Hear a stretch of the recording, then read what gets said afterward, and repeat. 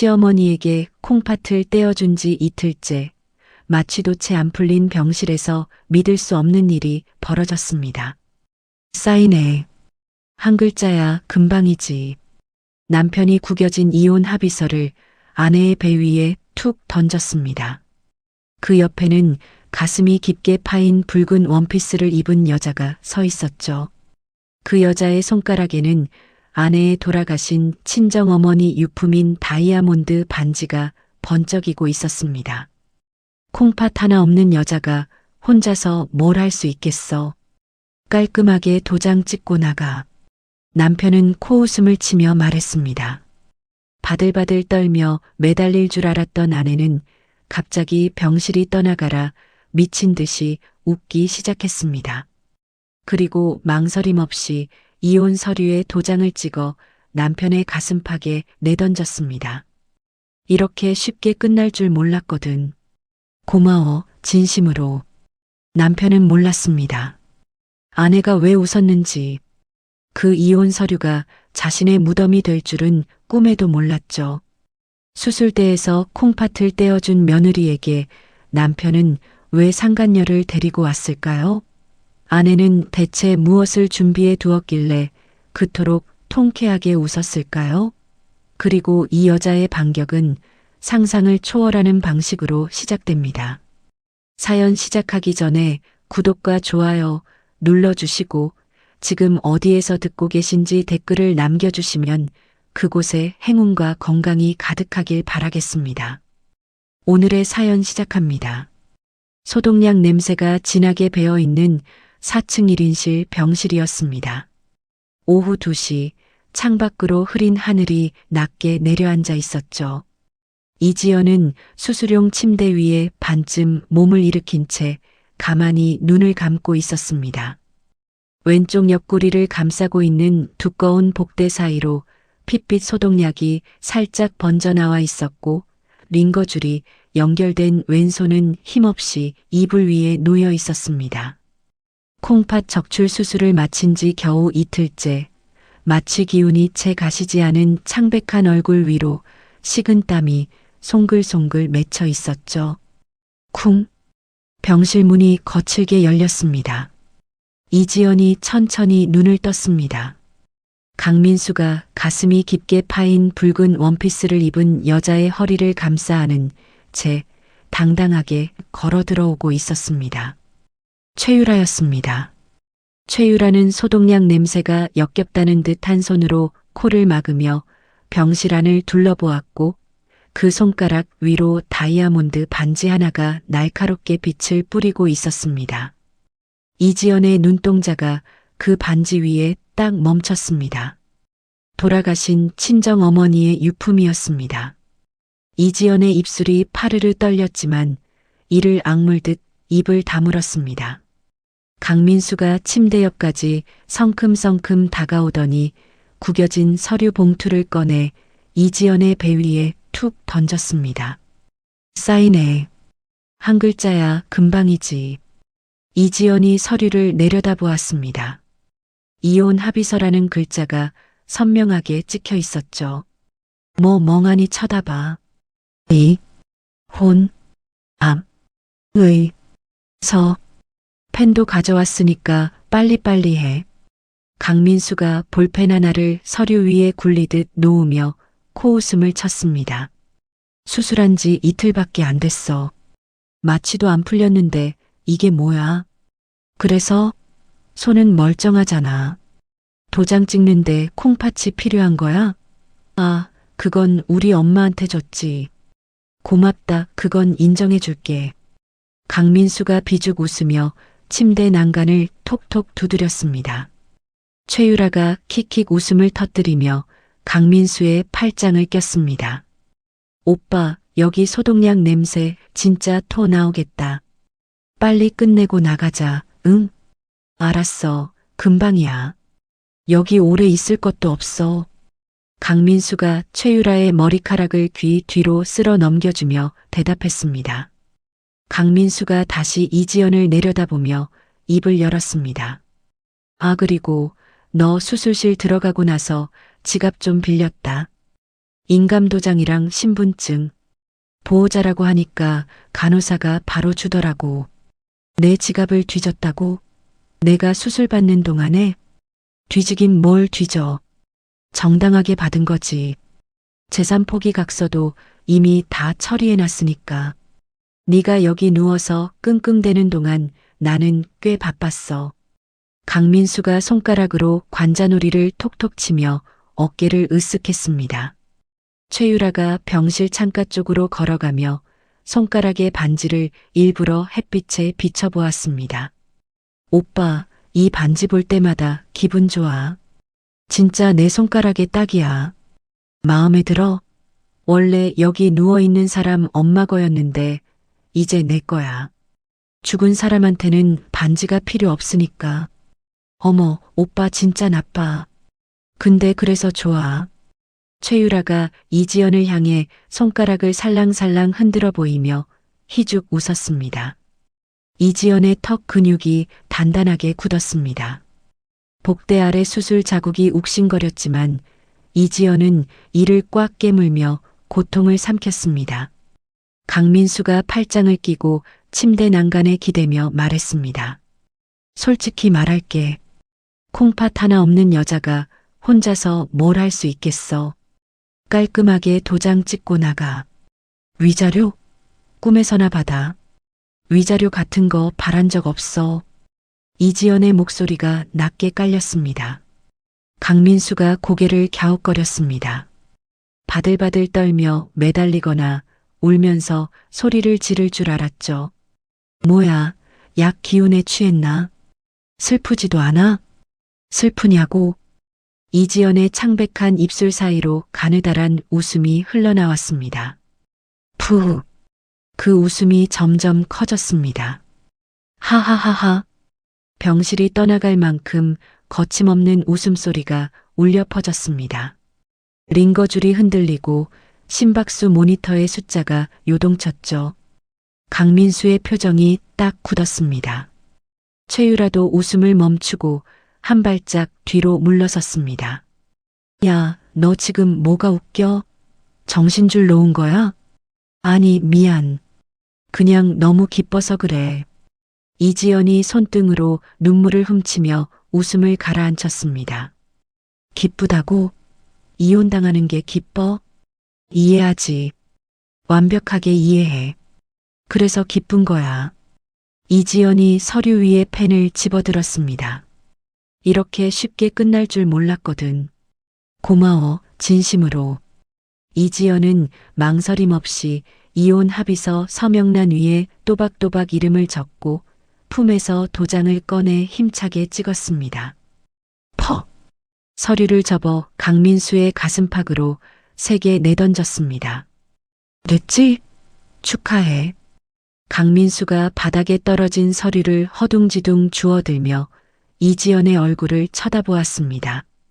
찝찝한 기분이 목구멍까지 차올랐지만 애써 허세를 부리며 입을 열었습니다. 뭐야, 의외로 깔끔하네. 빌어먹을 살림이나 했던 년이 뭘 더 바라겠어. 오빠, 백화점 명품관 예약 시간 지나겠다. 한정판 놓치면 오빠 탓이야. 최유라가 강민수의 팔을 잡아 끌었습니다. 알았어, 가자. 강민수가 서류를 주머니에 쑤셔 넣으며 돌아섰습니다. 문을 열다가 한번 뒤를 돌아보았습니다. 이지연이 웃고 있었습니다. 그 웃음이 등골을 서늘하게 만들었지만 강민수는 고개를 휙 돌리고 문을 쾅 닫았습니다. 두 사람의 발소리가 복도 끝으로 멀어져 갔습니다. 병실에 정적이 내려앉았습니다. 이지연의 얼굴에서 미소가 거짓말처럼 지워졌습니다. 눈빛이 칼날처럼 차갑게 변했죠. 이지연은 침대 맞은편 화병 틈새로 손을 뻗어 작은 검은 물체 하나를 집어 올렸습니다. 초소형 카메라였습니다. 강민수가 이혼 합의서를 던지는 장면, 최유라가 반지를 자랑하는 장면, 강민수가 신분증을 훔쳤다고 자백하는 장면까지 모든 것이 선명한 화질로 담겨 있었죠. 사실 이지연은 수술 한 달 전 강민수의 양복 안주머니에서 호텔 영수증 2장을 발견한 날부터 모든 것을 알고 있었습니다. 그날 밤 잠든 강민수의 휴대폰을 열어 최유라와 주고받은 수백 통의 문자를 확인했고 시어머니 수술비를 빌미로 재산을 빼돌리려는 계획까지 전부 읽었습니다. 이지연은 울지 않았습니다. 다음 날 아침 은행에 가서 모든 예금을 해외 신탁계좌로 옮겼고 신분증과 공인인증서를 폐기한 뒤 새로 발급받았습니다. 강민수가 훔쳐갈 도장과 신분증은 이미 쓸모없는 종이 쪼가리였던 겁니다. 이지연이 스마트폰을 켰습니다. 최유라의 SNS에 친정어머니의 반지를 끼고 올린 셀카가 떠 있었습니다. 이지연의 손가락이 화면을 캡처했습니다. 고마워, 유라. 특수 절도죄 증거까지 직접 올려주다니. 이지연이 나지막이 중얼거렸습니다. 병원 주차장에서 강민수의 검은 외제차가 빠져나가고 있었습니다. 이지연의 눈빛이 그 차를 끝까지 따라갔습니다. 이지연이 복대에 감싸인 자신의 옆구리를 천천히 어루만졌습니다. 수술 자국 위로 손끝이 지나갈 때마다 살이 떨어져 나간 자리에 움푹한 감촉이 느껴졌습니다. 내 살을 떼어갔으니까 한 점도 남김없이 돌려받을 거야. 병실 창으로 늦은 오후에 햇살이 길게 들어와 이지연의 얼굴 위에 걸렸습니다.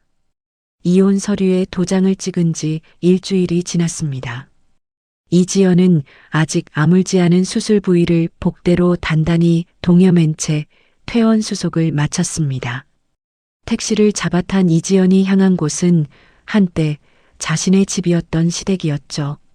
현관문 비밀번호를 누르고 안으로 들어선 이지연의 발이 멈췄습니다.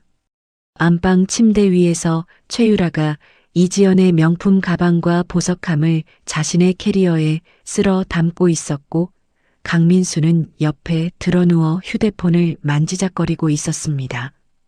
옷장 문이 활짝 열려 있었고 이지연이 10년간 한 벌씩 아껴 모았던 옷들이 바닥에 아무렇게나 내팽개쳐져 있었습니다. 이지연이 안방 문틀에 어깨를 기대고 입을 열었습니다. 신나게 쓸어 담고 있네. 강민수가 벌떡 일어나 앉으며 소리쳤습니다. 야, 너 왜 여기 들어와? 비밀번호 바꾸려면 제대로 바꿔. 뒷자리 내 생일로 해놓으면 누가 못 열어? 최유라가 캐리어 지퍼를 닫으며 콧방귀를 뀌었습니다. 뭐야, 콩팥 빠진 여자가 벌써 돌아다녀. 병원비 아까워서 퇴원한 거야? 유라야, 그 캐리어 안에 든 거 하나하나 다 내 돈으로 산 거야. 네가 손댈 물건이 아닌데. 내 거였지. 이젠 내 거야.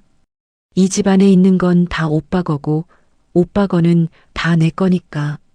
최유라가 캐리어를 톡톡 두드리며 능글맞게 웃었습니다.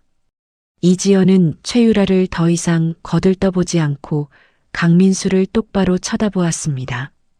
내 지갑에서 가져간 인감도장이랑 신분증 잘 쓰고 있어? 잘 쓰고 있지. 재산 포기 각서도 다 처리했다니까. 넌 이제 빈털털이야. 강민수가 서랍에서 각서 사본을 꺼내 펄럭이며 흔들어 보였습니다. 그거 가지고 대출도 받았어? 강민수의 표정이 미묘하게 흔들렸습니다. 그게 왜?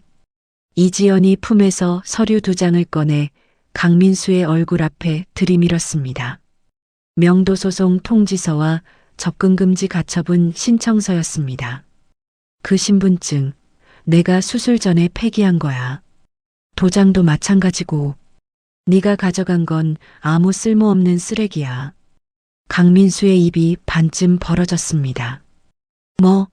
폐기했다고?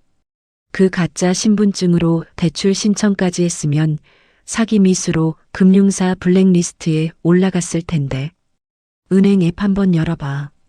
강민수가 허둥지둥 스마트폰을 꺼내 은행 앱을 눌렀습니다. 접속 차단 안내 화면이 떴습니다. 강민수의 손이 벌벌 떨리기 시작했죠.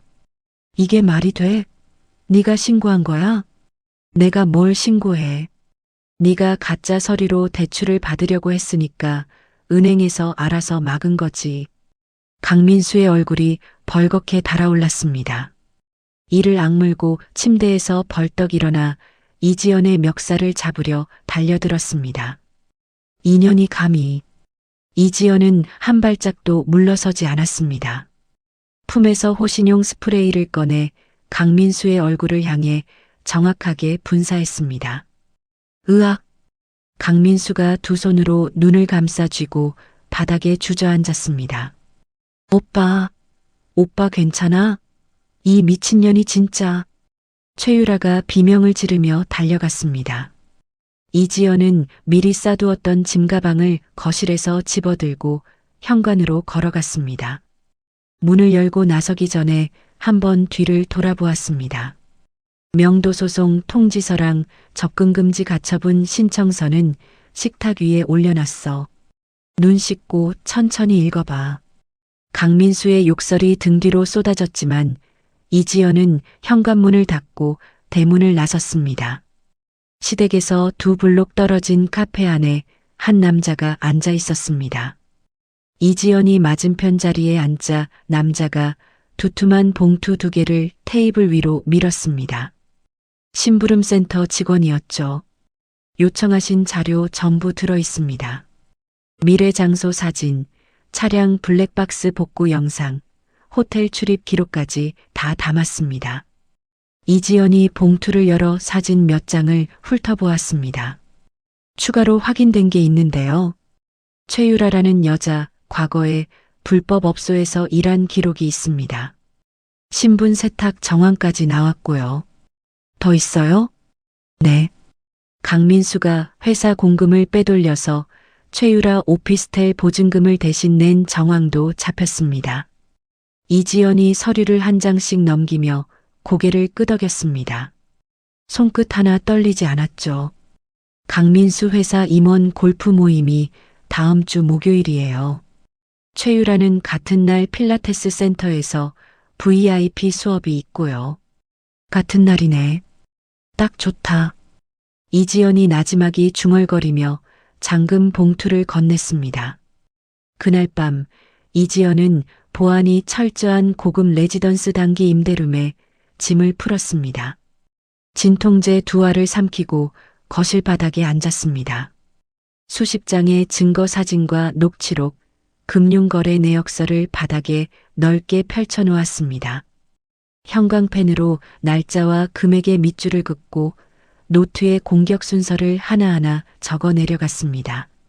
시댁 식구들의 만행을 가장 치명적으로 엮어낼 루트를 밤새 정리했죠. 텅 빈 방 안에서 링거 자국이 남은 손등을 내려다보았습니다. 10년간 시댁 식구들의 밥을 짓고 빨래를 개고 구박을 삼키며 버텨온 손이었습니다. 이지연은 그 손을 꽉 쥐었다 천천히 폈습니다. 처음이었습니다. 누구의 며느리도 누구의 아내도 아닌 온전한 자기 자신으로서 밤을 보내는 것이 조용한 방 안에 자신의 숨소리만 들리는 그 평온함이 10년 만에 느끼는 진짜 자유였습니다. 다음 날 아침 거울 앞에 선 이지연의 모습은 완전히 달랐습니다. 화장기 없던 촌스러운 며느리 복장 대신 세련된 검은 수트와 선글라스를 갖춰 입고 있었죠. 복대가 수트 안쪽에서 옆구리를 조이고 있었지만 이지연의 걸음에는 흔들림이 없었습니다. 서류 가방을 챙겨든 이지연은 시내에서 가장 승률이 높기로 소문난 대형 로펌의 유리문 앞에 섰습니다. 망설임 없이 문을 밀고 들어갔습니다. 안내 데스크에서 VIP 상담을 요청한 뒤 응접실로 안내받았습니다. 테이블 위에 증거물을 차례대로 나열하고 의자에 등을 기댄 채 담당 변호사를 기다렸죠. 접견실 문이 열렸습니다. 차가운 표정의 남자가 서류철을 들고 들어왔습니다. 한태경이었습니다. 이지연과 눈이 마주친 한태경의 걸음이 딱 멈췄습니다. 과거 고시생 시절 멘토링을 해주었던 선배의 초췌한 얼굴과 복대 사이로 보이는 수술 자국을 보았습니다. 한태경의 눈동자가 잠깐 흔들렸지만 이내 감정을 눌러 담고 의자를 당겨 앉았습니다. 선배님? 오랜만이네, 태경 씨. 이지연이 담담하게 웃었습니다. 한태경이 테이블 위의 서류들을 훑어보며 물었습니다. 이게 다 뭡니까? 내 전남편이 한 일이야. 전부. 한태경의 시선이 사진과 서류 위를 빠르게 오갔습니다. 턱 근육이 단단하게 굳더니 서류철을 펼쳐들었습니다. 하나도 빠짐없이 설명해 주세요. 전부 다 듣겠습니다. 이지연이 고개를 끄덕이며 첫 번째 서류를 짚었습니다. 한태경은 이지연이 내민 서류 뭉치를 한 장씩 넘기며 2시간 넘게 검토했습니다. 병실 녹화 영상, 미래 사진, 금융거래 내역서, 호텔 출입 기록까지 모든 자료를 꼼꼼히 훑어본 한태경의 입에서 낮은 탄식이 흘러나왔죠. 선배님, 이 정도면 민사가 아니라 형사로 가도 됩니다. 증거가 이렇게 완벽한 건 처음 봅니다. 형사로 갈 거야. 민수회사 공금 횡령 건도 같이 엮을 수 있지? 가능합니다. 다만 횡령을 입증하려면 회사 내부 장부가 필요한데 그게 문제예요. 이지연이 의자에 등을 기대며 말했습니다. 민수가 재무팀 김 과장을 갈아 넣은 적이 있어. 약은 수당 한 푼 안 주고 부려먹다가 내쫓았지. 그 사람이라면 협조할 거야. 한태경의 눈빛이 날카롭게 빛났습니다. 그 김 과장 연락처 알고 계십니까? 여기 있어. 이지연이 수첩에서 접어둔 종이 한 장을 꺼내 밀었습니다. 한태경이 종이를 받아들며 고개를 끄덕였습니다. 제가 직접 만나겠습니다. 비밀 장부를 합법적으로 확보할 수 있는 방법을 찾아볼게요. 태경 씨, 한 가지 더 부탁할 게 있어. 말씀하세요. 민수가 가장 높이 올라가 있을 때 끌어내리고 싶어. 승진 발표하는 날 임원들이 다 모여 있는 자리에서. 한태경이 펜을 내려놓고 이지연의 눈을 들여다보았습니다. 잔인하시네요. 잔인한 건 내 콩팥을 떼어가 놓고 이혼 서류를 던진 쪽이야. 한태경이 잠시 침묵하다가 서류철을 닫으며 말했습니다. 알겠습니다. 제가 직접 들어가죠. 사흘 뒤 한태경은 강민수에게 원한을 품고 있던 재무팀 김 과장을 은밀히 만났습니다. 김 과장은 한태경이 내민 명함을 보자마자 눈을 크게 떴죠. 이 로펌에서 직접 오셨어요? 네. 강민수 건으로 왔습니다. 협조해 주시면 김 과장님은 내부 고발자로 법적 보호를 받게 됩니다. 그놈이 드디어 걸리는 겁니까? 김 과장님이 가지고 계신 장부 사본만 있으면 됩니다. 김 과장이 잠시 망설이다가 가방에서 USB 하나를 꺼내 테이블 위에 올려놓았습니다. 잘리고 나서도 혹시나 싶어서 백업해뒀습니다. 다 들어있어요. 한태경이 USB를 받아들며 고개를 숙였습니다. 용기 내주셔서 감사합니다. 그로부터 닷새가 지났습니다. 강민수의 회사 대강당에는 수백 명의 직원이 모여 있었습니다. 임원진 승진 프레젠테이션이 열리는 날이었죠. 강민수는 양복깃을 매만지며 단상 옆에서 자신의 이름이 호명되기를 기다리고 있었습니다. 대강당 뒷문이 열렸습니다. 한태경이 법원 집행관 2명과 함께 복도를 걸어 들어왔습니다. 구두 소리가 조용한 강당 안에 또각또각 울렸죠. 단상 위에서 발표를 진행하던 대표이사가 고개를 돌렸습니다. 직원들의 시선이 일제히 뒷문 쪽으로 쏠렸습니다.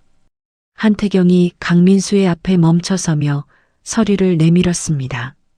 강민수 씨 외도 증거 및 공금 횡령 고발장입니다.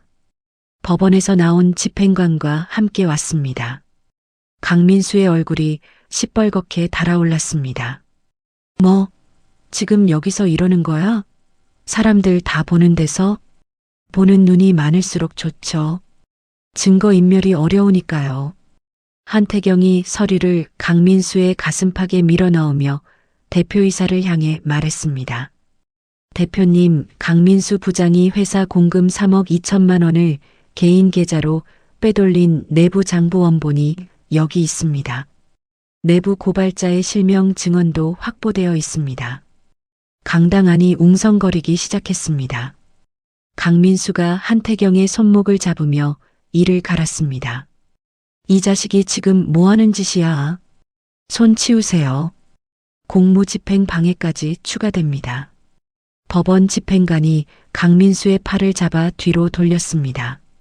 수백 명의 직원이 지켜보는 가운데 강민수는 대기 발령 통보를 받고 강당 밖으로 끌려나갔습니다. 같은 시각 최유라의 필라테스 센터에서도 소란이 벌어지고 있었습니다. 센터 입구와 엘리베이터 앞에 전단지가 뿌려져 있었죠. 최유라의 과거 유흥업소 사진과 상간녀라는 글자가 선명하게 찍혀 있었습니다. VIP 회원 한 명이 전단지를 집어들고 센터 안으로 들어왔습니다. 유라 원장님, 이게 뭐예요? 설명 좀 해주세요. 뭐야 이게. 누가 이런 짓을. 최유라가 전단지를 낚아채며 얼굴이 새하얗게 질렸습니다. 환불해주세요. 이런 곳에 다닐 수 없어요. 저도요. 다른 회원님들도 다 나가신대요. VIP 회원들이 줄줄이 환불을 요구하며 카운터 앞에 줄을 섰습니다. 최유라의 손이 전단지를 구기며 부들부들 떨렸습니다. 그날 저녁 강민수에게 해고 통보가 내려졌습니다. 횡령 혐의로 경찰 조사 일정까지 잡혔죠. 최유라의 필라테스 센터는 회원이 전부 빠져나가며 사실상 문을 닫았습니다. 궁지에 몰린 강민수가 선택한 방법은 병원에서 막 퇴원한 시어머니를 휠체어에 태우고 로펌으로 쳐들어가는 것이었습니다.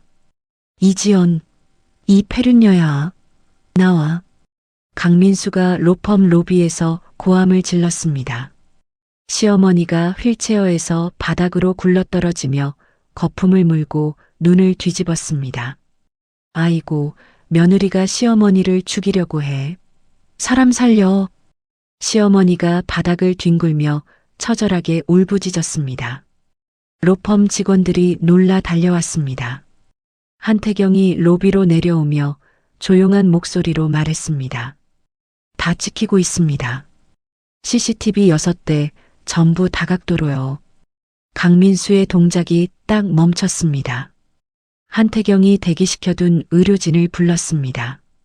의사가 바닥에 누운 시어머니의 맥박과 동공을 확인하더니 고개를 저었습니다.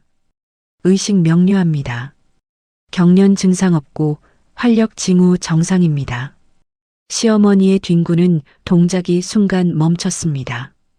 의사의 말을 들은 로펌 직원들의 시선이 싸늘하게 변했죠. 특수 주거 침입과 업무 방해로 경찰에 신고하겠습니다.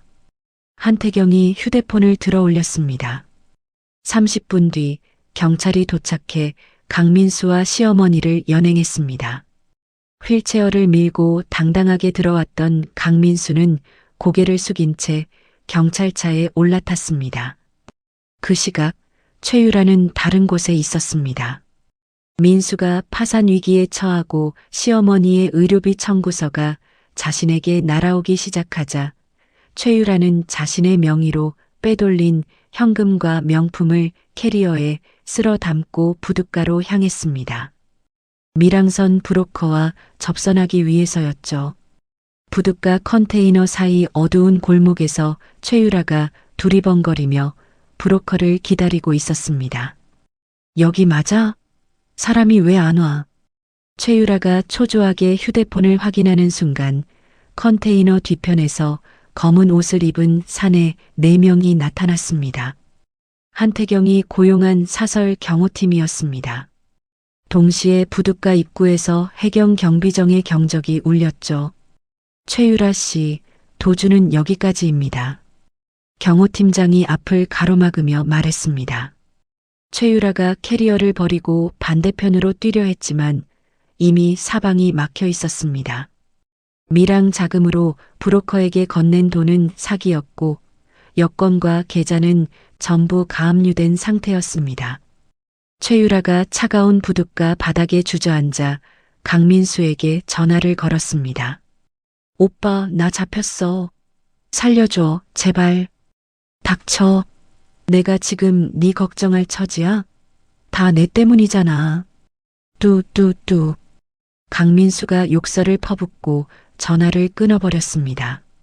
최유라의 손에서 휴대폰이 미끄러져 바닥에 떨어졌습니다. 법적 압박과 재산 동결, 서로를 향한 원망으로 완전히 갈라진 강민수와 최유라의 처참한 몰락을 한태경은 이지연에게 전화로 보고했습니다. 선배님, 첫 번째 단계 마무리됐습니다.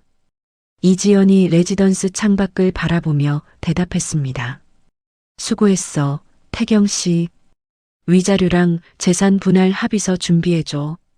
이미 다 준비해뒀습니다. 이지연의 입꼬리가 천천히 올라갔습니다. 모든 법적 절차가 마무리된 2달 뒤였습니다. 위자료와 재산을 모두 되찾은 이지연은 한태경의 로펌 회의실에 앉아 있었죠. 테이블 위에는 유기농 디톡스 티 브랜드 사업 계획서가 펼쳐져 있었습니다. 선배님, 사업을 하시겠다고요? 응. 시댁에서 구박당하면서 몸이 망가졌을 때 내가 직접 산지를 돌며 찾아낸 레시피가 있어. 콩팥 이식 후유증 때문에 해독차를 연구했는데 이게 효과가 좋더라고. 한태경이 사업 계획서를 넘기며 물었습니다. 자본금은 충분하십니까?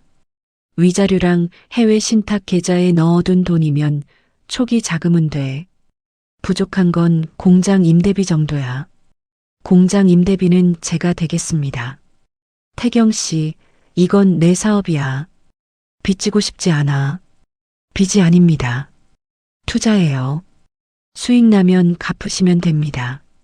이지연이 한태경의 눈을 들여다보았습니다. 한태경의 표정에는 한치의 흔들림도 없었죠. 고마워, 태경 씨. 고마우시면 성공하세요. 브랜드 런칭 준비가 한창이던 어느 날이었습니다. 하청 공장 관리자에게서 급한 전화가 왔죠. 대표님, 새로 들어온 일용직 노동자가 원료 창고 근처에서 수상한 행동을 하고 있습니다.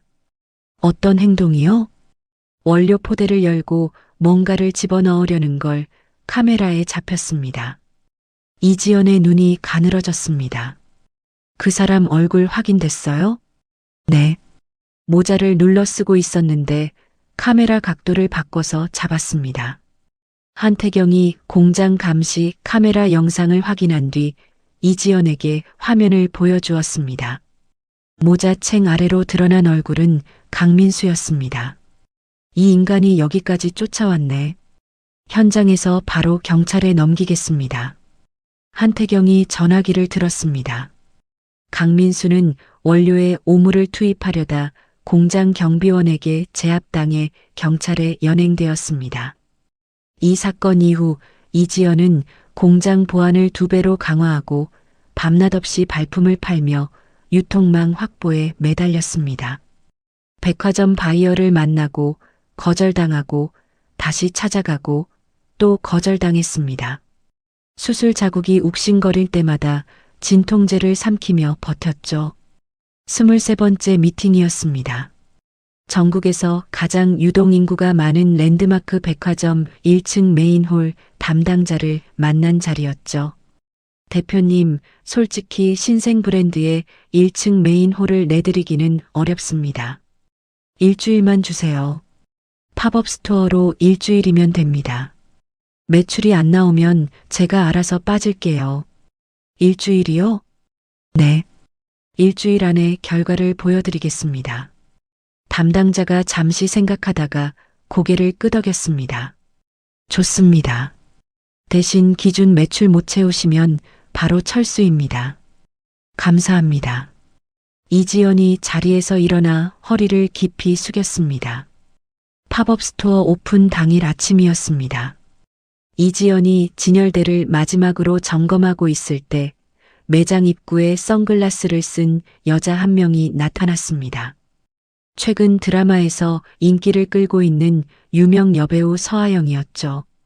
이지연 대표님 맞으시죠? 네, 맞는데요. 어떻게 오셨어요? 기사 봤어요. 강민수라는 사람 때문에 저도 피해를 봤거든요. 그 인간이 횡령한 돈으로 저희 드라마 투자금을 날렸어요. 이지연이 눈을 크게 떴습니다. 대표님이 그 사람한테 당하고도 이렇게 다시 일어선 거 보고 연락드리고 싶었어요. 제가 홍보 좀 도와드려도 될까요? 도와주신다니 감사하죠. 근데 저는 드릴 수 있는 게 없는데요. 안 받아요. 그냥 하고 싶어서 하는 거예요. 서아영이 선글라스를 벗으며 환하게 웃었습니다. 서아영이 팝업 스토어에서 제품을 들고 찍은 사진이 SNS에 올라가자 상황이 완전히 바뀌었습니다. 인플루언서들이 너도 나도 매장을 찾아왔고 줄이 백화점 밖까지 이어졌습니다. 한 달치 초기 물량이 3시간 만에 전량 매진되었죠. 이 소식을 접한 글로벌 유통 대기업 이사가 직접 이지연의 사무실을 찾아왔습니다. 이 대표님, 저희 유통망으로 독점 입점하시죠. 투자금은 수백억 원 규모로 준비하겠습니다. 독점 입점이요? 조건이 뭐죠? 조건은 이 대표님이 정하세요. 저희가 맞추겠습니다. 이지연이 의자에 등을 기대며 생각에 잠겼습니다. 1년 전 병실 침대에서 이혼 서류를 맞았던 여자가 지금 수백억 원대의 투자 제안을 받고 앉아 있었습니다. 사업이 궤도에 오른 뒤에도 한태경은 매일 저녁 이지연의 사무실을 찾아왔습니다. 법률 자문을 마치면 소매를 걷어붙이고 택배 포장을 도왔죠. 테이프를 빗둘게 붙이고 송장을 거꾸로 붙이고 박스를 찌그러뜨리기 일쑤였습니다. 태경 씨, 그렇게 붙이면 배송 중에 뜯어져. 변호사가 택배를 잘하면 그게 더 이상한 겁니다. 이지연이 피식 웃으며 테이프를 다시 붙여주었습니다. 한적한 주말 저녁이었습니다. 한태경이 한강변의 고급 레스토랑을 통째로 대관해 투자 성공 기념 만찬을 준비했습니다. 테이블 위에 촛불 2개가 조용히 흔들리고 있었죠. 선배님, 응? 제가 로펌에서 가장 차가운 변호사로 소문나 있는 거 아시죠? 알지. 피도 눈물도 없다며. 그런 제가 요즘 이상합니다. 이지연이 와인잔을 내려놓으며 한태경을 바라보았습니다. 뭐가 이상한데? 택배 포장 때문에 매일 저녁 사무실에 가는 건 아닌 것 같습니다. 이지연의 손이 테이블 위에서 멈췄습니다. 한태경이 이지연의 손을 조심스럽게 잡았습니다. 사업 파트너로만 있기엔 제 마음이 말을 안 듣습니다. 이지연의 눈가가 붉어졌습니다. 10년간 사랑이라는 단어를 잊고 살았던 여자의 눈에 촛불이 일렁이며 반사되었죠. 태경 씨, 나 콩팥 하나 없는 여자야. 알고 있습니다. 앞으로 병원 신세질 일도 많을 거야. 그래서요? 그래도 괜찮아? 괜찮은 정도가 아닙니다. 한태경이 이지연의 손을 두 손으로 감싸주며 말했습니다. 선배님 곁에 있는 게 제 인생에서 가장 괜찮은 일입니다. 창밖으로 한강 위에 달빛이 길게 내려앉아 있었습니다. 그 시각 이지연이 내쫓은 옛 시댁 식구들의 형편은 하늘과 땅 차이였습니다. 곰팡이가 피는 낡은 반지하 새방에서 강민수와 시어머니가 매일 밤 돈 때문에 멱살잡이를 하며 싸웠죠. 최유라는 빚쟁이들을 피해 불법 도박장 카운터에서 아르바이트를 하며 연명하고 있었습니다. 강민수는 이지연의 인터뷰 기사가 실린 잡지를 바닥에 내팽개치며 이를 갈았습니다. 인연이 잘 나가는 꼴을 못 보겠어. 강민수가 빈 소주병을 벽에 내던졌습니다. 집안의 재산이 바닥나자 강민수는 시어머니가 반드시 먹어야 할 고가의 면역 억제제를 끊어버렸습니다. 대신 인터넷에서 산 성분을 알 수 없는 싸구려 건강보조식품을 약통에 바꿔 넣고 시어머니에게 내밀었습니다. 어머니, 약 여기 있어요. 이게 원래 약이랑 색이 다른 것 같은데 약이 바뀐 거예요. 같은 성분이니까 걱정 마세요. 시어머니가 고개를 갸웃거렸지만 아들의 말을 의심하지 않고 약을 입에 넣었습니다. 사업을 시작한 지 1년이 지났습니다. 이지연은 연 매출 1,000억 원을 달성한 기업의 대표 자격으로 업계에서 가장 권위 있는 올해의 기업가당 시상식 단상에 올랐습니다. 화려한 실크 드레스를 입은 이지연의 어깨 위로 수백 개의 플래시가 쏟아졌죠. 기자석에서 한 남자 기자가 손을 들었습니다. 이 대표님, 과거 이혼 경력과 장기 기증 사실이 사업에 영향을 미치지는 않았습니까? 일각에서는 동정 마케팅이라는 시선도 있는데요. 장내가 조용해졌습니다. 좌중의 시선이 일제히 이지연에게로 쏠렸죠. 이지연이 마이크를 잡고 기자를 똑바로 바라보았습니다. 콩팥 하나 없는 여자가 뭘 할 수 있겠냐고 물은 사람이 있었어요. 이지연이 잠깐 말을 멈추었습니다. 그 사람은 지금 반지하에 살고 있고 저는 여기 서 있습니다. 답이 됐습니까? 기자가 입을 다물었습니다. 객석에서 박수가 터져 나왔습니다. 하나 둘자리에서 일어나더니 기립박수가 강당 전체를 뒤덮었죠. 이지연이 트로피를 높이 치켜들며 객석 맨 앞줄을 바라보았습니다. 한태경이 두 손을 힘차게 치며 환호하고 있었습니다. 이지연의 눈과 한태경의 눈이 마주쳤습니다. 1년 전 병실 바닥에서 이혼 서류를 집어 던졌던 손이 지금 트로피를 쥐고 빛나고 있었죠. 시상식이 끝난 뒤 최고급 호텔 연회장에서 VIP 축하 파티가 열렸습니다. 샹들리에 아래로 각계각층의 유명 인사들이 모여 있었습니다. 대기업 회장이 샴페인 잔을 들고 이지연에게 다가왔습니다. 이 대표님, 요즘 재계에서 가장 뜨거운 이름이시더라고요. 다음에 식사 한번 하시죠. 과찬이세요. 기회되면 꼭 자리 만들겠습니다. 겸손하시기까지. 앞으로가 더 기대됩니다.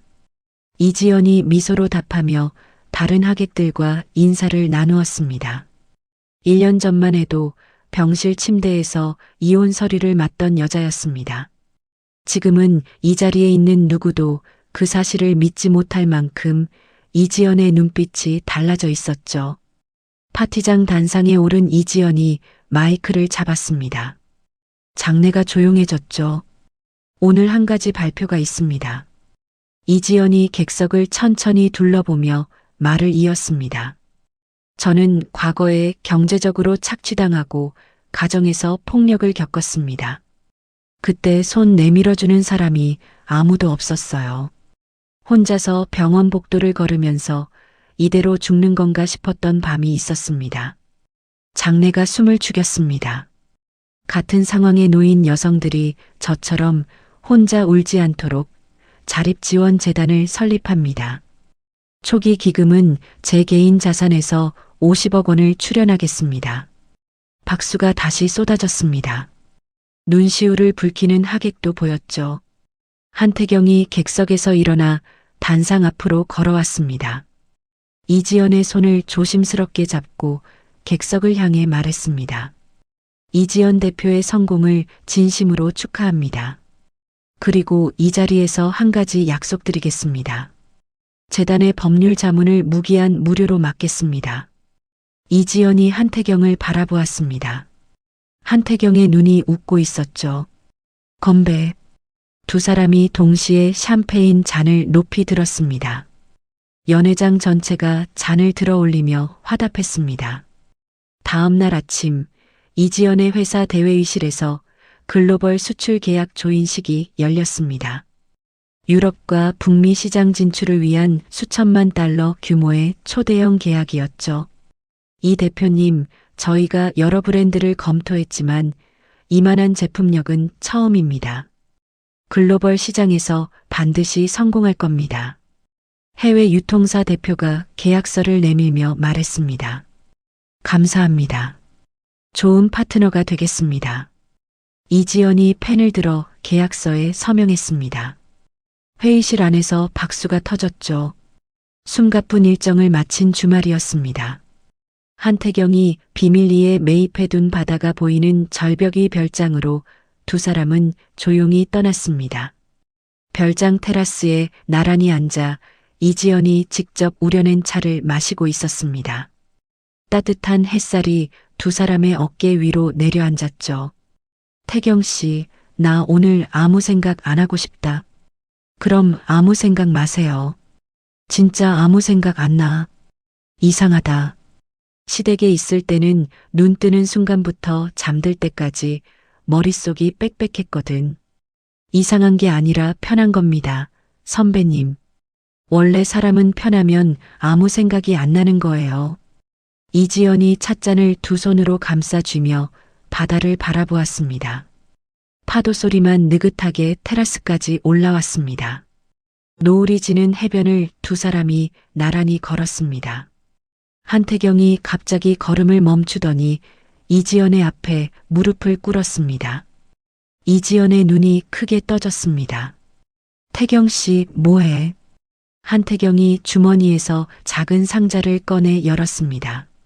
세상에 단 하나뿐인 커스텀 다이아몬드 반지가 노을빛을 받아 빛나고 있었죠. 선배님, 이 반지는 제가 직접 디자인한 겁니다. 세상에 하나밖에 없어요. 태경 씨, 이거 빼앗긴 반지 때문에 마음 아파하시는 거 알고 있었습니다.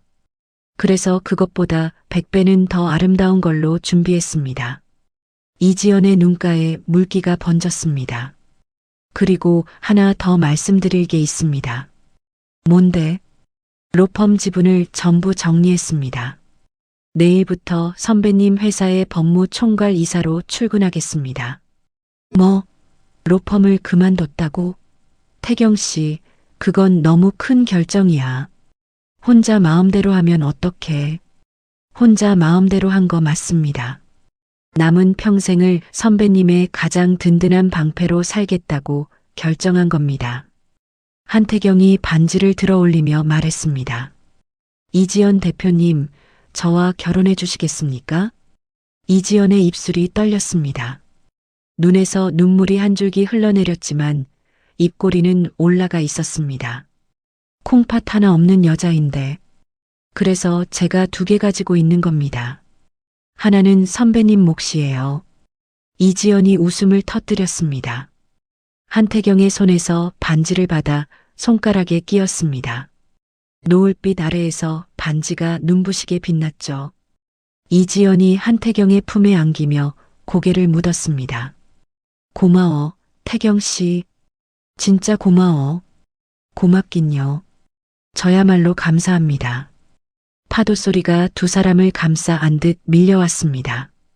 이지연의 성공 이야기는 다큐멘터리와 뉴스를 통해 끊임없이 보도되었습니다.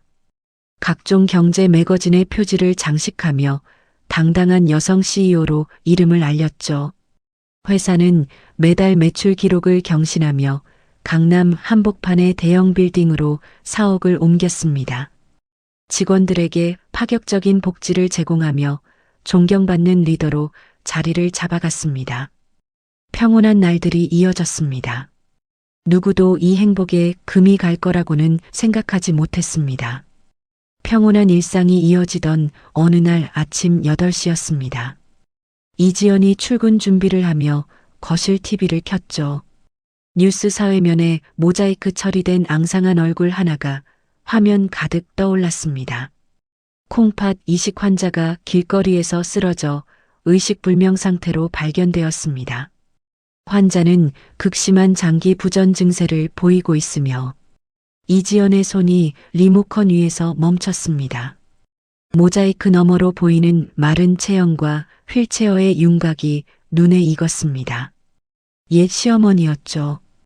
이지연이 한태경에게 전화를 걸었습니다. 태경 씨, 뉴스 봤어? 지금 확인하고 있습니다. 시어머니 장기 부전 원인이 이식 거부 반응이 아니라 면역 억제제 복용 중단이래요. 면역 억제제를 왜 끊어? 그걸 끊으면 죽는 거잖아. 그게 문제입니다. 강민수가 약을 바꿔치기 한 정황이 있다고 합니다. 이지연의 손에 힘이 들어갔습니다. 자신이 떼어준 콩팥이 가짜 약 때문에 망가지고 있다는 사실이 목구멍까지 치밀어 올랐죠. 그런데 진짜 문제는 그 다음이었습니다. 이틀 뒤 이지연의 회사 로비에 카메라를 든 남자 대여섯 명이 몰려들었습니다. 악질 유튜버들이었죠. 이지연 대표, 시어머니한테 콩팥 뜯기고 내다 버린 게 사실입니까? 시어머니가 길에서 죽어가는데 왜 모른 척합니까? 직원들이 당황하며 막아섰지만 유튜버들은 카메라를 들이대며 고함을 멈추지 않았습니다. 비켜요. 국민이 알 권리가 있다고. 한 유튜버가 로비 화분을 발로 차 넘어뜨렸습니다. 흙이 바닥에 쏟아지고 직원 한 명이 비명을 질렀죠. 같은 시각 온라인 커뮤니티에서 이지연의 가짜 영상이 퍼지기 시작했습니다. 병실에서 시어머니를 향해 비웃으며 저주하는 이지연의 모습이 담긴 영상이었죠. 최유라가 만든 딥페이크 영상이었습니다. 영상은 하루 만에 조회수 수백만을 찍었습니다. 댓글창은 이지연을 향한 욕설로 도배되었죠. 폐륜녀 이지연 구속시켜라. 시어머니 콩팥 뜯어먹고 버린 악마. 불매운동 시작합니다. 이지연의 회사 앞에 시위대가 몰려왔습니다. 불매를 선언하는 피켓과 텐트가 정문 앞을 뒤덮었죠. 회사 메인 서버가 해커들의 공격으로 완전히 다운되면서 온라인 판매가 전면 중단되었습니다. 고객센터 전화기가 쉴 틈 없이 울렸습니다. 환불해주세요. 살인자 회사 물건 쓸 수 없어요. 협박 전화입니다. 대표님. 어떻게 할까요? 직원들의 얼굴이 하얗게 질려 있었습니다. 겁에 질린 직원들이 하나둘씩 사직서를 내밀기 시작했죠. 대표님, 죄송합니다. 저 가족이 있어서 더는 못 버티겠습니다. 대표님을 믿지만 밖에 나가면 사람들이 저한테까지 욕을 해요. 이지연이 고개를 끄덕이며 사직서를 받았습니다. 붙잡을 수 없었습니다. 손가락 끝이 차갑게 식어가고 있었죠. 설상가상이었습니다. 수천만 달러의 계약을 맺었던 글로벌 유통사에서 내용 증명이 날아왔습니다. 기업 이미지 훼손을 사유로 계약을 해지하며 위약금으로. 한태경이 내용 증명을 읽다가 입을 다물었습니다. 위약금 액수가 회사 전체 자산의 절반에 달했죠. 선배님, 긴급 주주총회를 소집해야 합니다. 주주들한테 직접 해명하셔야 해요. 알았어. 소집해줘. 주주총회장에 들어선 이지연을 맞이한 것은 오물이었습니다. 앞줄에 앉아있던 주주 한 명이 계란을 집어던졌죠. 사기꾼, 대표이사직 내려놔. 우리 투자금 돌려내. 이지연이 단상에 올라 마이크를 잡으려는 순간 또 다른 주주가 생수병을 던졌습니다. 생수병이 이지연의 어깨를 스치고 바닥에 떨어졌죠. 여러분, 제 말을 먼저 들어주십시오. 들을 것도 없어. 당장 물러나. 고함과 야유가 쏟아졌습니다. 이지연의 가슴이 답답하게 조여왔습니다. 왼쪽 옆구리 콩팥을 떼어낸 자리가 바늘로 찌르는 듯 아프기 시작했죠. 숨이 가빠졌습니다. 마이크를 쥔 손에서 힘이 빠져나갔습니다. 이지연이 왼쪽 옆구리를 움켜쥐며 단상 위에서 무릎을 꿇었습니다. 대표님, 직원 한 명이 소리쳤습니다. 이지연의 몸이 앞으로 고꾸라졌습니다. 단상 바닥에 얼굴을 부딪히며 그대로 의식을 잃었죠. 한태경이 객석에서 뛰어 올라왔습니다. 군중을 밀치고 단상 위로 올라가 식은땀을 흘리는 이지연을 안아들었습니다. 비켜요. 다 비키라고. 한태경이 이지연을 안은 채 총회장을 빠져나가 주차장으로 뛰었습니다. 차 문을 열고 이지연을 뒷좌석에 눕힌 뒤 병원 응급실로 미친 듯이 달렸죠. 응급실 침대에 누운 이지연이 간신히 눈을 떴습니다. 한태경이 침대 옆에서 이지연의 손을 꽉 잡고 있었습니다. 선배님, 정신 드세요? 태경 씨, 나 괜찮아. 괜찮지 않습니다. 수술 부위에 염증 수치가 올라갔대요. 당분간 절대 안정이래요. 이지연이 고개를 돌려 창밖을 바라보았습니다. 병원 정문 앞에 영정 사진과 플래카드를 든 시위대가 서 있었습니다. 1년 전 이 병실에서 이혼 서류를 맞았던 기억이 머릿속을 스쳤죠.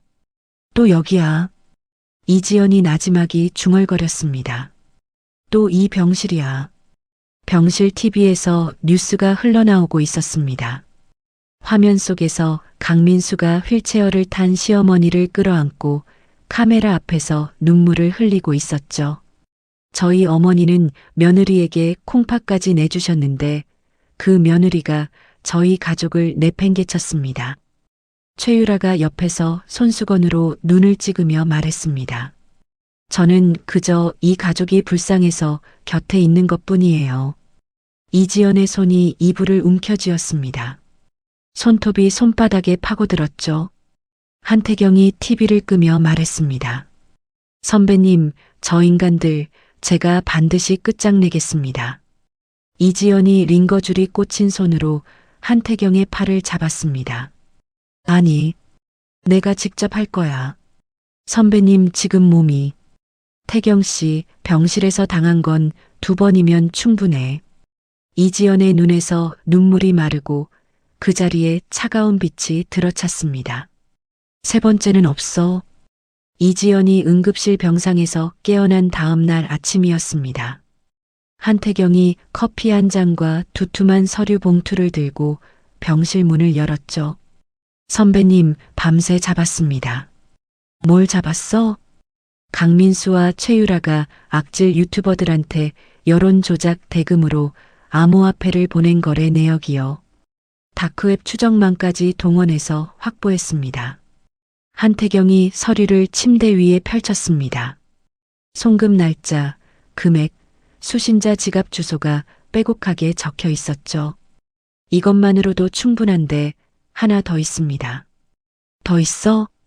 여론 조작을 총괄했던 브로커가 중국으로 밀항하려다 저희 정보팀한테 잡혔습니다. 자백 영상이랑 하드디스크까지 확보했어요. 한태경이 태블릿을 켜서 영상을 재생했습니다.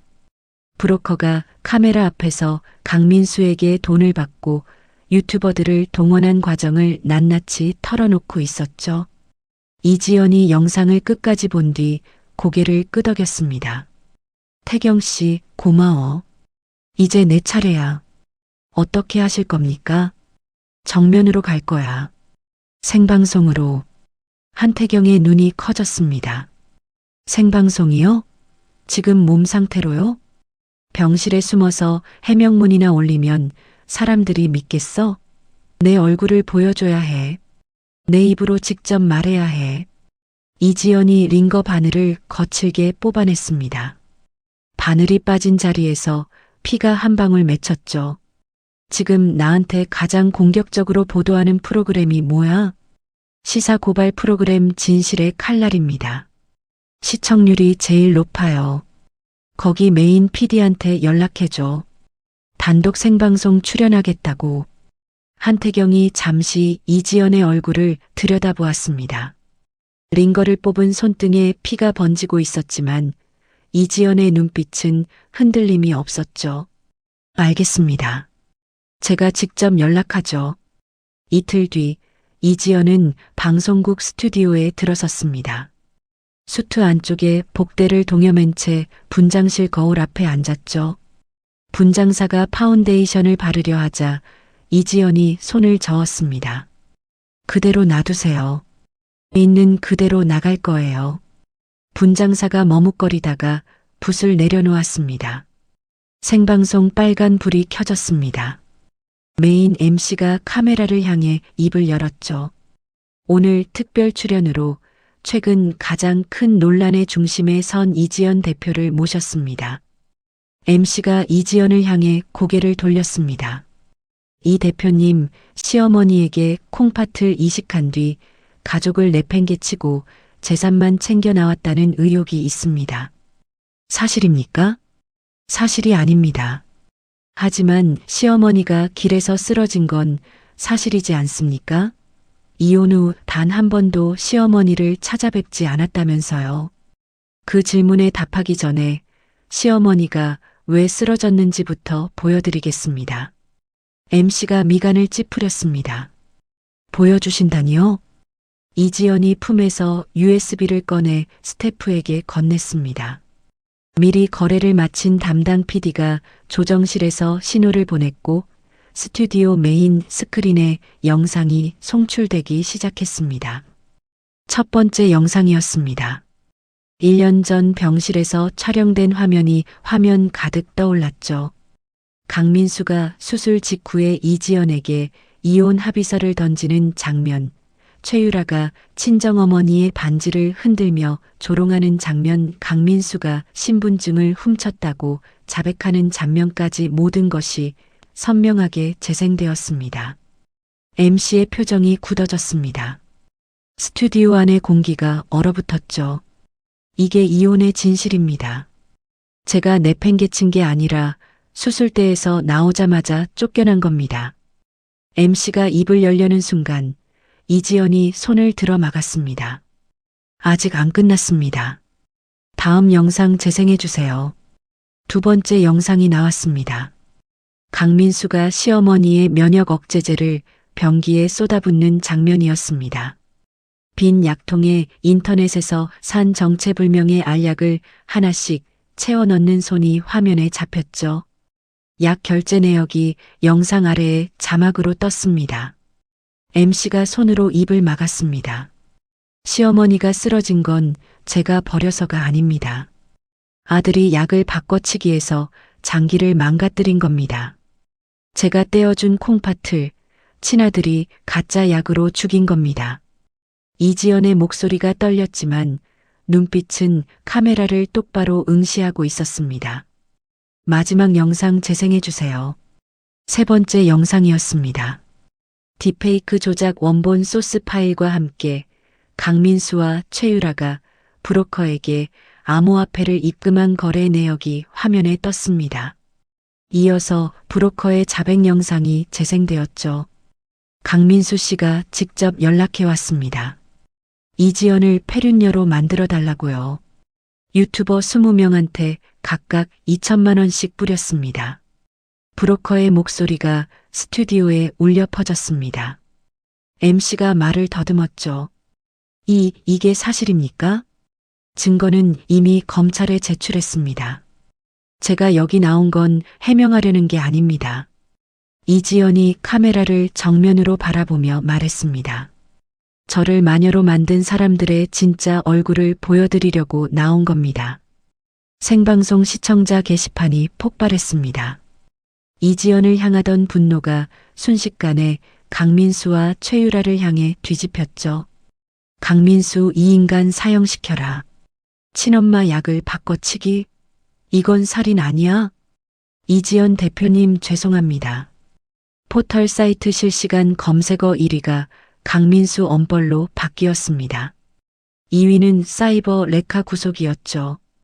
이지연의 회사 제품을 다시 사자는 돈줄 내기 여론이 들불처럼 번져나갔습니다. 그 시각 반지하 새방에서 생방송을 보며 술판을 벌이던 강민수와 최유라는 TV 화면을 멍하니 바라보고 있었습니다. 오빠, 이거 어떡해. 브로커가 잡혔잖아. 닥쳐. 생각 좀 하자고. 강민수가 소주잔을 벽에 내던졌습니다. 유리 조각이 바닥에 흩어졌죠. 쿵쿵쿵. 현관문을 두드리는 소리가 울렸습니다. 경찰입니다. 문 여세요. 강민수의 얼굴이 새하얗게 질렸습니다. 문이 안쪽에서 열리기도 전에 특수경찰이 문을 부수고 들이닥쳤죠. 강민수, 최유라. 긴급 체포영장이 발부되었습니다. 수갑이 채워지는 순간 최유라가 발버둥 치며 소리 질렀습니다. 나는 아무것도 안 했어. 다 이 사람이 시킨 거야. 나는 피해자라고. 뭐, 네가 딥페이크 만들자고 했잖아. 이 거짓말쟁이야. 강민수가 최유라의 머리채를 잡았습니다. 최유라가 강민수의 팔을 물어뜯었죠.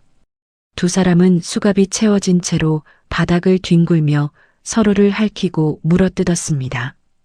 경찰이 두 사람을 겨우 떼어놓았습니다. 강민수의 볼에 손톱 자국이 세 줄 나 있었고 최유라의 입술이 터져 피가 흘렀죠. 이 비참한 체포 장면은 뒤늦게 달려온 유튜버들의 카메라에 고스란히 담겼습니다. 전국에 생중계되었죠. 병원 중환자실에 홀로 누워있던 시어머니는 병실 TV를 통해 그 장면을 보았습니다. 자신이 맹신했던 아들이 수갑을 차고 끌려가는 모습이었습니다. 가짜 약을 먹인 사실이 자막으로 흘러나왔죠. 시어머니의 눈이 크게 떠졌습니다. 민수야, 이게 무슨 소리야? 네가 약을 바꿨다고? 대답하는 사람은 아무도 없었습니다. 시어머니의 몸이 격하게 떨리기 시작했습니다. 손이 산소호흡기를 움켜쥐더니 잡아 뜯으려 발버둥 쳤죠. 간호사들이 달려와 시어머니를 제압했습니다. 시어머니는 침대 난간을 잡고 버티다가 바닥으로 굴러떨어졌습니다. 민수야, 엄마한테 이럴 수 있어. 엄마한테. 처절한 비명이 중환자실 복도까지 울려 퍼졌습니다. 생방송 폭로 한 달 뒤였습니다. 법원 대법정 방청석이 사람들로 빼곡하게 들어찼습니다. 강민수와 최유라가 푸른 수의를 입고 피고인석에 나란히 앉아 있었죠. 두 사람 사이에는 투명한 칸막이가 세워져 있었습니다. 법정에서도 서로 물어뜯을까봐 분리해 놓은 것이었죠. 재판이 시작되자 최유라가 먼저 입을 열었습니다. 재판장님, 저는 피해자입니다. 강민수에게 협박당해서 어쩔 수 없이 한 겁니다. 저는 가스라이팅 피해자예요. 최유라가 눈물을 뚝뚝 흘리며 손수건으로 얼굴을 감쌌습니다. 강민수가 칸막이 너머로 최유라를 노려보며 이를 갈았습니다. 거짓말하지 마. 딥페이크 만들자고 먼저 제안한 게 누군데? 브로커 연결해 준 것도 내 인맥이잖아. 거짓말. 오빠가 다 시킨 거야. 이 뻔뻔한 년이. 강민수가 칸막이를 주먹으로 내리쳤습니다. 방청석에서 웅성거리는 소리가 커졌죠. 정숙하십시오. 재판장이 의사봉을 내리쳤습니다. 강민수의 변호사가 일어섰습니다. 재판장님, 피고인 강민수가 제출할 증거가 있습니다. 변호사가 USB를 꺼내 들었습니다. 강민수가 몰래 녹화해둔 영상이었죠. 영상이 법정 스크린에 재생되었습니다. 최유라가 반지하 새방에서 노트북 앞에 앉아 딥페이크 소프트웨어를 조작하는 장면이 선명하게 잡혔습니다. 오빠, 이 각도가 더 자연스럽지 않아? 이지연이 시어머니한테 욕하는 것처럼 입모양을 이렇게 맞추면 돼. 영상 속 최유라가 신이 나서 화면을 가리키며 웃고 있었습니다. 법정이 술렁였습니다. 최유라의 얼굴에서 눈물이 뚝 멈췄죠. 손수건을 쥔 손이 하얗게 질렸습니다. 저건 편집된 거예요. 조작이에요. 피고인 최유라, 조용히 하십시오. 재판장이 차갑게 말했습니다. 검사가 자리에서 일어나 두꺼운 서류 뭉치를 들어 올렸습니다.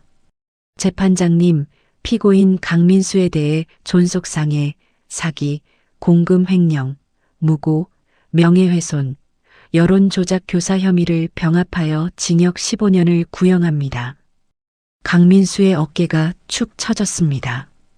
피고인 최유라에 대해서는 딥페이크 영상 제작 및 유포, 무고, 명예훼손, 미랑 미수 혐의를 병합하여 징역 10년을 구형합니다. 최유라가 피고인석에서 벌떡 일어났습니다. 10년이요? 저는 시킨 대로 했을 뿐이라고요. 앉으세요. 법원 경위가 최유라의 어깨를 눌러 앉혔습니다. 재판장이 두 사람을 번갈아 바라보며 판결문을 읽었습니다. 피고인 강민수에게 징역 12년, 피고인 최유라에게 징역 8년을 선고합니다. 의사봉이 내려치는 소리가 법정에 울렸습니다. 강민수가 고개를 떨구었습니다. 최유라가 울부짖으며 바닥에 주저앉았죠. 방청석에서 박수가 터져 나왔습니다. 법정 밖 복도에서 이지연이 벽에 등을 기대고 서 있었습니다. 한태경이 법정 문을 열고 나오며 말했습니다. 끝났습니다, 선배님. 강민수 12년, 최유라 8년. 이지연이 고개를 끄덕였습니다. 아무 말도 하지 않았습니다. 다만 왼쪽 옆구리, 콩팥을 떼어낸 자리를 손으로 천천히 감싸쥐었죠. 시원해? 한태경이 조심스럽게 물었습니다. 시원하지는 않아. 근데 이제 됐어. 이지연이 복도 창밖을 바라보며 말했습니다. 진짜 끝났구나 싶어. 며칠 뒤 싸구려 요양병원 독방에서 시어머니가 이지연에게 전화를 걸었습니다. 지연아. 네. 나 좀 살려다오. 민수가 감옥에 가고 나니까 아무도 안 와. 밥도 제대로 안 나오고 약도 없어. 이지연이 잠시 말이 없었습니다. 어머니, 제가 드린 콩팥 기억하세요? 그럼. 기억하지. 그 콩팥 지금 어떻게 됐는지 아세요? 아드님이 가짜 약을 먹여서 망가뜨렸어요. 제 살점을 떼어드렸는데 그걸 아드님이 쓰레기로 만든 거예요. 전화기 너머로 시어머니의 숨소리가 거칠어졌습니다. 그때 어머니가 저한테 뭐라고 하셨는지 기억나세요? 며느리가 시어머니한테 콩팥 주는 건 당연한 거라고 하셨잖아요. 지연아, 내가 잘못했다. 제발, 저도 잘못한 거 있어요. 당연하다는 말을 그냥 들은 게 잘못이에요. 이지연이 잠깐 숨을 고르고 말을 이었습니다. 어머니한테 보낼 게 하나 있어요. 내일 도착할 거예요. 다음 날 요양병원 독방에 택배 하나가 도착했습니다. 시어머니가 떨리는 손으로 상자를 열었죠. 안에는 전신 거울 하나만 들어 있었습니다. 시어머니가 거울 앞에 섰습니다. 앙상하게 마른 얼굴, 푹 꺼진 눈, 갈라진 입술이 비쳤습니다. 며느리의 콩팥으로 연명하면서도 며느리를 짓밟았던 자신의 얼굴이었죠. 시어머니의 다리에서 힘이 빠졌습니다. 거울 앞에 털썩 주저앉았습니다. 생방송 폭로 이후 이지연의 회사는 불매운동 이전보다 10배 이상 폭발적인 매출을 기록했습니다. 등을 돌렸던 대형 유통사 대표들이 앞다투어 사옥 로비를 찾아왔죠. 이 대표님, 저희가 경솔했습니다. 파격적인 조건으로 재계약하겠습니다. 파격적인 조건이요? 지난번에 저한테 위약금 청구서 보내신 분 맞으시죠? 유통사 대표의 얼굴이 붉어졌습니다. 그때는 상황이 조건은 제가 정하겠습니다. 독점 입점, 로열티 상향, 위약금 조항 3배 강화. 이 세 가지 다 받아들이시면 계약서 가져오세요. 네, 알겠습니다. 유통사 대표가 허리를 깊이 숙이고 나갔습니다. 모든 위기를 이겨낸 이지연과 한태경은 결혼을 준비했습니다. 예식 장소는 과거 강민수와 최유라가 불륜을 저지르다 파산하여 경매에 넘어간 최고급 호텔이었습니다. 이지연의 회사가 그 호텔을 인수해 새로 단장한 곳이었죠. 결혼식 날이었습니다. 호텔 야외 정원에 하얀 꽃이 가득 장식되어 있었습니다. 진심으로 축하해줄 가까운 지인들과 회사 직원들만 초대한 소박하지만 아름다운 예식이었죠. 순백의 웨딩드레스를 입은 이지연이 정원 입구에 섰습니다. 신랑 입장로 끝에서 한태경이 세상에서 가장 따뜻한 미소로 손을 내밀고 있었습니다. 이지연이 한 발짝 내디뎠습니다. 1년 반 전 병실 침대에서 이혼 서류를 맞았던 발이었습니다. 링거를 꽂은 채 창밖을 내다보며 복수를 다짐했던 발이었죠. 지금 그 발은 하얀 구두를 신고 꽃길 위를 걷고 있었습니다. 이지연이 한태경의 손을 잡았습니다. 선배님 아름답습니다. 태경 씨, 나 오늘 울 것 같아. 우세요. 오늘은 울어도 되는 날입니다. 이지연의 눈에서 눈물이 흘러내렸습니다. 웃으면서 우는 얼굴이었죠. 그로부터 3년이 흘렀습니다. 유럽의 심장부인 파리의 한복판에 이지연의 글로벌 브랜드 매장이 문을 열었습니다. 전 세계에서 몰려든 사람들로 매장 앞에 긴 줄이 늘어서 있었죠. 매장 외부의 거대한 전광판에 이지연의 얼굴이 떠 있었습니다. 한국의 대표적인 여성 CEO라는 자막이 함께 흘렀죠. 성공적인 글로벌 론칭 행사를 마친 오후였습니다. 이지연이 매장을 나서자 한태경이 유모차를 밀며 기다리고 있었습니다. 유모차 안에서 2살배기 딸이 까르르 웃으며 두 팔을 뻗었죠. 엄마. 이지연이 딸을 안아 올렸습니다.